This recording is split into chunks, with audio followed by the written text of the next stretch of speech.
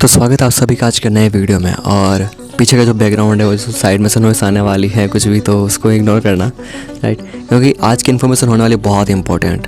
तो आज हम बात करेंगे जो हमारा ब्रेन है वो कभी भी रियलिटी को देख ही नहीं सकता, है ना।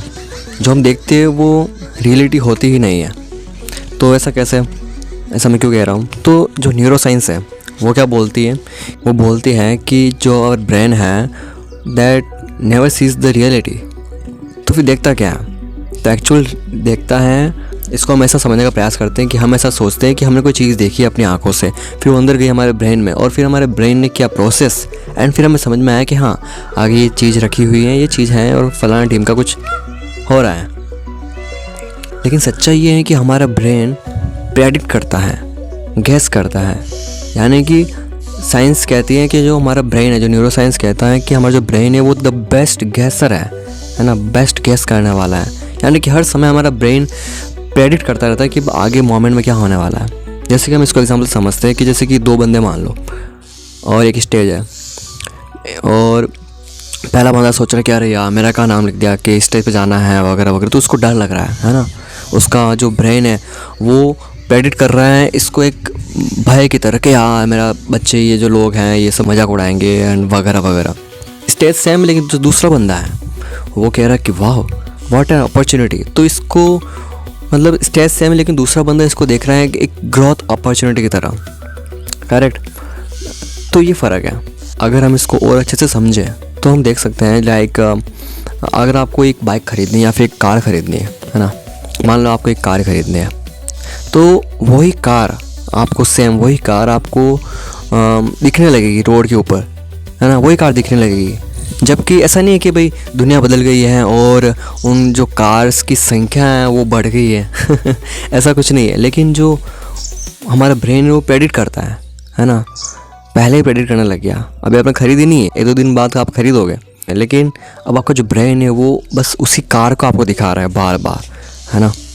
मेरे साथ ऐसा होता था, जैसे कि मैं एक बार गया था जयपुर, है ना, मतलब मैं जयपुर गया था तो पढ़ाई करने के लिए, तो एक दो साल वहाँ रुका था। तो वहाँ पे थोड़ा पानी की वजह से थोड़ा मेरा हेयर फॉल की इशू आ गया था।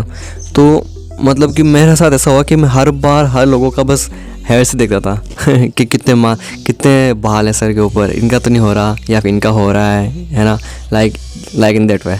तो हमारा ब्रेन करता रहता है, हर समय प्रेडिक्ट करता रहता है कि अब क्या होने वाला, अब क्या होना, जबकि हम सच्चाई को नहीं देख पाते। तो कहने का मतलब ये है कि जैसे हम हैं, जैसा हमारा विज़न है ना, वैसा ही हमारा ब्रेन उसको प्रेडिक्ट करता रहता है। अगर हमारे अंदर अभी समय भय है, क्रोध है ना, डर है, तो जो नॉर्मल चीज़ें भी जो हैं अपॉर्चुनिटीज़, वो हमें लगेगी कि यार ये क्या ट्रेजेडी आ गई, है ना, ये क्या मुसीबत आ गई। लेकिन अगर आप खुश हो, है ना, और आपका मेंटल ब्रेन एकदम पॉजिटिव है, सब कुछ पॉजिटिव, आपकी कॉन्शियसनेस, आपकी सोल, आपकी मेंटलिटी, आपका माइंडसेट, सब कुछ पॉजिटिव है, तो भले चैलेंज भी भले क्यों ना आ जाए, तो आप उस चैलेंज को वैसे देखोगे कि वाह अपॉर्चुनिटी आ गई है ना। तो आप उसको इनवाइट करोगे चैलेंज को भी कि हाँ आई एक्सेप्टेड द चैलेंज, है ना, स्वागत है आपका है ना।